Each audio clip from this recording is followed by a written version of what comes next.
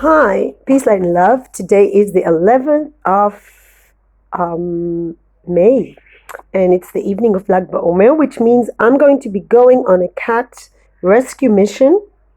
We're going to get together and do a tour of the area and North Tel Aviv, and we're going to be inspecting sites where there could be possible abuse of cats, kittens especially, during burning of bonfires. Because Lag BaOmer is like a holiday where you celebrate by lighting fires. It's a Jewish holiday. Unfortunately, in Israel, there are people that abuse cats and they throw them into fires. I don't know where this started, the tradition of abuse, but I've joined for the first time a team. I will be definitely documenting in need, and we need to have like the phone charge in case we need to ask for help. It's very organized. It's all over the country. People are going to be touring tonight because, sadly, the past has proven that cats are being abused on this day. I think in Europe or America, it's Halloween, perhaps, where black cats are targeted. But I'm very proud of myself for deciding to do it. So I'm really getting prepared for it emotionally. The day started very badly. I'm really happy I read the book The Sun Also Rises by Hemingway because it talks about the cruelty of human beings. You know, if you think that human beings are really kind, sweet, you get shocked and horrified and not prepared. So this morning, this man followed me with a bicycle. Turns out he's a life coach, not a life coach, sorry. He was like a trainer. He coaches people. And I told him not to hang weights on the wooden structure because it does break, and it did break already. And there's something called Sayeret Yeruka. This is the green police, and they come and they give you a fine or they tell you not to do it, not to hang weights on trees that can break or on wooden structures.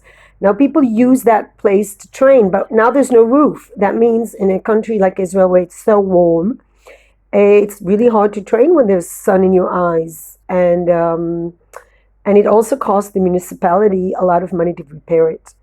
So it's absolutely vandalism. He came close to me, came really close to my face and said, "I know where you live, and I am going to go after you if you ever call the green police again or the police on me.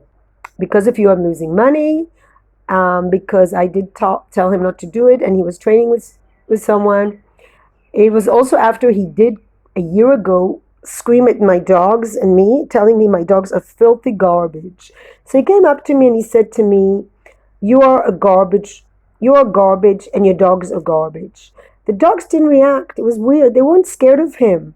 I think they realized this sentence that when somebody's putting you down, they're beneath you. When somebody's saying to you derogatory sentences, they are beneath you. So this leads me to the book, Letting Go. Just wanted to say that you really should check out Hemingway. Oh my gosh, so many books. I studied The Old Man and the Sea. It's very difficult, slow. But I think I'm going to read For Whom the Bell Tolls. They all seem men without women. They all seem very, it's like he wrote it yesterday because they're so, women act in liberal ways, and I love that sentence, this epigraph, you are a lost generation. I think it's true for these days too. And of course, this, from the Bible, the quote, one generation passeth away, another cometh. But the earth abideth forever. The sun also ariseth, and the sun goes down and has to the place where he rose. So there's nothing new under the sun. And definitely this book helps me cope with the violence that I encountered. This was published in 1926, long before the vicious war, the World War II began, only a decade later. It was after World War I, which was also bloody. And now we're going to go to the 11th of May reading of the language of letting go, because I feel like I really need to let go. So I called the police. They asked me to make file charges against him and they're going to look for him. I gave a description because he did come close to me, despite the corona, close to my face. And it was like a scene from Scarface or some Martin Scorsese movie, like The Godfather. I know where you live and I'm going to go after you. And I'm like, looking at this man, this pathetic man threatening me. And I said, I used to work in a prison, actually one of the more dangerous prisons in Israel. And I said, I know the director, I can arrange for you a room for you there. And I called the police and he ran away like a rat. And the police said they're going to look for him. Because you can't just go up to people and threaten them. This happened yesterday. I had a woman threaten me. Now I have a man threaten me. So that's pretty gender equal. And so let's say perfection. This is about perfection. Many of us picked on ourselves unmercifully before recovery. We may also have a tendency to pick on ourselves after we begin recovery.